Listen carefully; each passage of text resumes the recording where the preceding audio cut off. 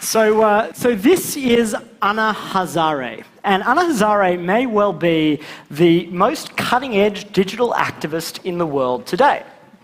And you wouldn't know it by looking at him. Hazare is a 77-year-old Indian anti-corruption and social justice activist. And in 2011, he was running a big campaign to address everyday corruption in India, a topic that Indian elites love to ignore. So as part of this campaign, he was using all of the traditional tactics that a good Gandhian organizer would use. So he was on a hunger strike.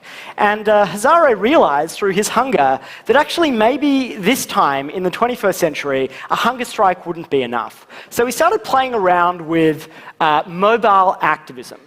So the first thing he did is he said to people, okay, why don't you send me a text message if you support my campaign against corruption? So he does this, he gives people a short code, and about 80,000 people do it. Okay, that's pretty respectable. But then he decides, okay, let me tweak my tactics a little bit. He says, why don't you leave me a missed call? Now, for those of you who have lived in the global south, you'll know that missed calls are a really critical part of global mobile culture. I see people nodding. People leave missed calls all the time. If you're running late for a meeting and you just want to let them know that you're on the way, you leave them a missed call. If you're dating someone and you just want to say, I miss you, you leave them a missed call. So note for dating tip here, in some cultures, if you want to please your lover, you call them and hang up.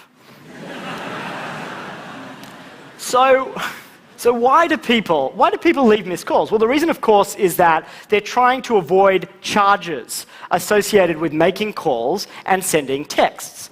So when Hazare asked people to leave him a missed call, let's have a little guess how many people actually do this.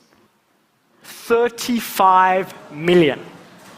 So this is one of the largest coordinated actions in human history. It's remarkable, and this reflects the extraordinary strength of the emerging Indian middle class and the power that their mobile phones bring.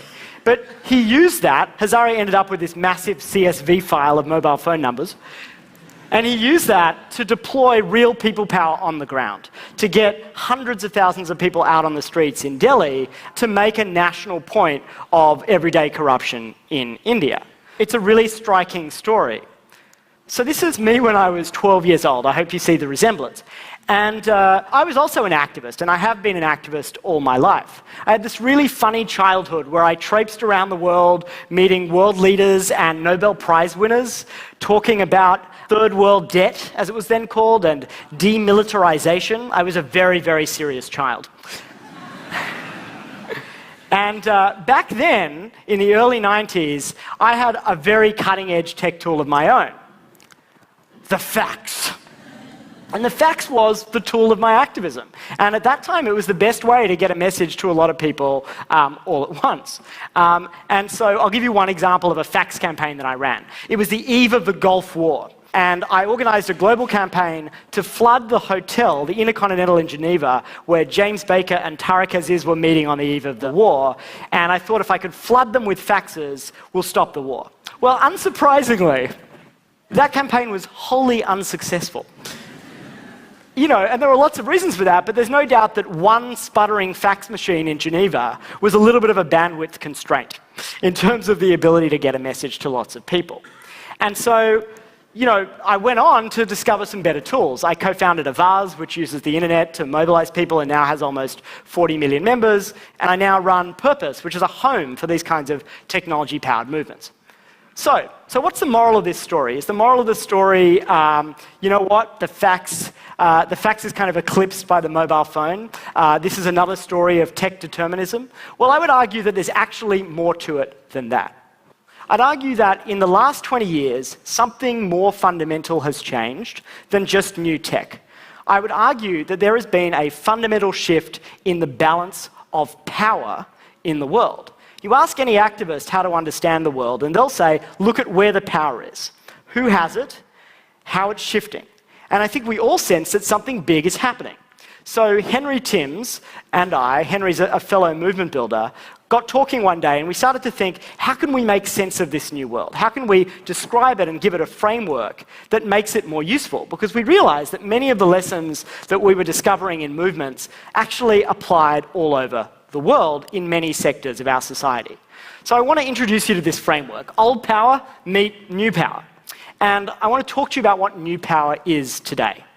New power is the deployment of mass participation and peer coordination. These are the two key elements to create change and shift outcomes. And we see new power all around us.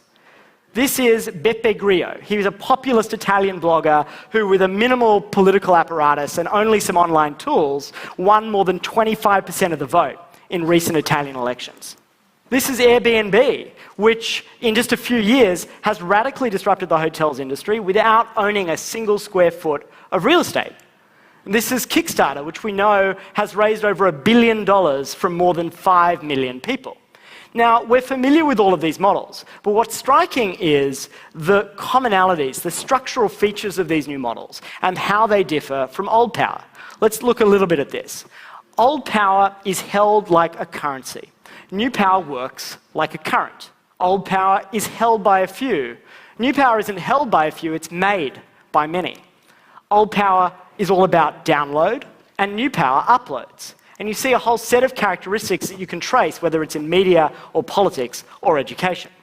So we've talked a little bit about what new power is. Let's for a second talk about what new power isn't. New power is not your Facebook page. I assure you that having a social media strategy can enable you to do just as much download as you used to do when you had the radio. Just ask Syrian dictator Bashar al-Assad. I assure you that his Facebook page has not embraced the power of participation. New power is not inherently positive. In fact, this isn't a normative argument that we're making. There are many good things about new power, but it can produce bad outcomes. More participation, more peer coordination sometimes distorts outcomes, and there are some things, like things, for example, in the medical profession, that we want new power to get nowhere near. And thirdly, new power is not the inevitable victor. In fact, unsurprisingly, as many of these new power models get to scale, what you see is this massive pushback from the forces of old power. Just look at this really interesting, epic struggle going on right now between Edward Snowden and the NSA. You'll note that only one of the two people on this slide is currently in exile. And so it's not at all clear that new power will be the inevitable victor. That said, keep one thing in mind. We're at the beginning of a very steep curve. So you think about some of these new power models, right? These were just like someone's garage idea a few years ago, and now they're disrupting entire industries. And so what's interesting about new power is the way it feeds on itself. Once you have an experience of new power, you tend to expect and want more of it. So let's say you've used a peer-to-peer lending platform like LendingTree or Prosper, then you've figured out that you don't need the bank. And who wants the bank, right? And so that experience tends to embolden you. It tends to make you want more participation across more aspects of your life. And what this gives rise to is a set of values.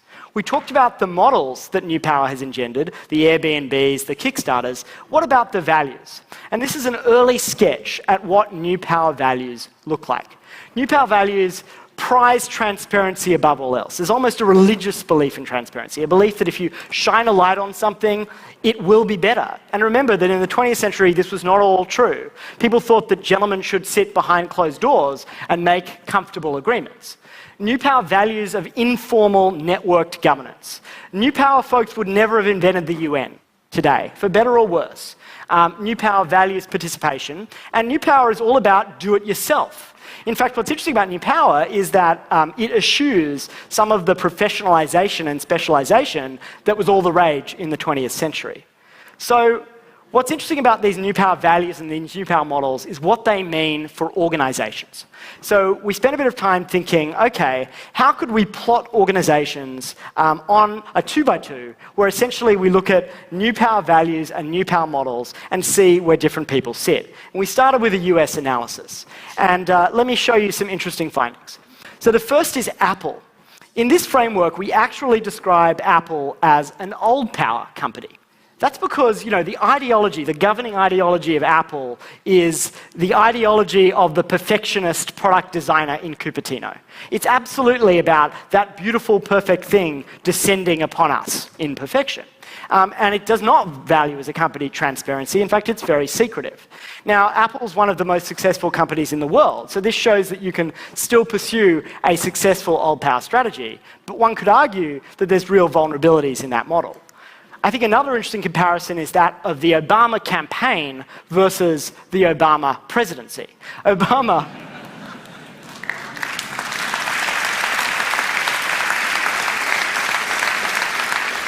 Now, I like President Obama. He ran with new power at his back, right? And he said to people, we are the ones we've been waiting for. And he used crowdfunding to power a campaign. But when he got into office, he governed like more or less all the other presidents did. And this is a really interesting trend, is when new power gets powerful, what happens? So this is a framework you should look at and think about where your own organization sits on it, and think about where it should be in 5 or 10 years. So what do you do if you're old power? Well, if you're there thinking in old power, you know what, this won't happen to us, then just look at the Wikipedia entry for Encyclopedia Britannica. Let me tell you, it's a very sad read. But if you are old power, the most important thing you can do is to occupy yourself before others occupy you, before you are occupied. Imagine that a group of your biggest skeptics are camped in the heart of your organization, asking the toughest questions, and they can see everything inside of your organization. And ask them, would they like what they see, and should our model change? What about if you're new power? Is new power just kind of riding the wave to glory? I would argue no. I would argue that there are some very real challenges to new power in this nascent phase. Let's stick with the Occupy Wall Street example for a moment. Occupy was this incredible example of new power, the purest example of new power, and yet it failed to consolidate. So the energy that it created was great for the meme phase, but they were so committed to participation that they never got anything done. And in fact, that model means that the challenge for new power is, how do you use institutional power without being institutionalized? On the other end of the spectrum is Uber.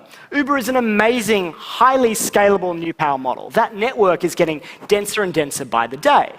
But what's really interesting about Uber is it hasn't really adopted new power values. This is a real quote from the Uber CEO recently. He says, you know, once we get rid of that dude in the car, he means drivers, Uber will be cheaper. Now, new power models live and die by the strength of their networks, by whether the drivers and the consumers who use the service actually believe in it. Because they're not an exercise of top-down perfectionism. They are about the network. And so the challenge, and this is why it's in no way surprising, that Uber's drivers are now unionizing. It's extraordinary. Uber's drivers are turning on Uber. And the challenge for Uber, and this isn't an easy situation for them, is that they are locked into a broader superstructure that is really old power. They've raised more than $1 billion in the capital markets. Those markets expect a financial return. And the way you get a financial return is by squeezing your users and your drivers for more and more value and giving that value to your investors. So the big question about the future of new power, in my view, is will that old power just emerge? So will new power elites just become old power and squeeze? Or will that new power base bite back? Will the next big Uber be co-owned by Uber drivers? And I think this is going to be a very interesting structural question. Finally, think about new power being more than just an entity that scales things that make us have slightly better consumer experiences. My call to action for new power is to not be an island. We have major structural problems in the world today that could benefit enormously from the kinds of mass participation and peer coordination that these new power players know so well how to generate. And we badly need them to turn their energies and their power to big, what economists might call public goods problems that are often beyond markets where investors can easily be found. And I think if we can do that, we might be able to fundamentally change not only human beings' sense of their own agency and power, because I think that's the most wonderful thing about new power, is that people feel more powerful, but we might also be able to change the way we relate to each other and the way we relate to authority and institutions. And to me, that's absolutely worth trying for. Thank you very much.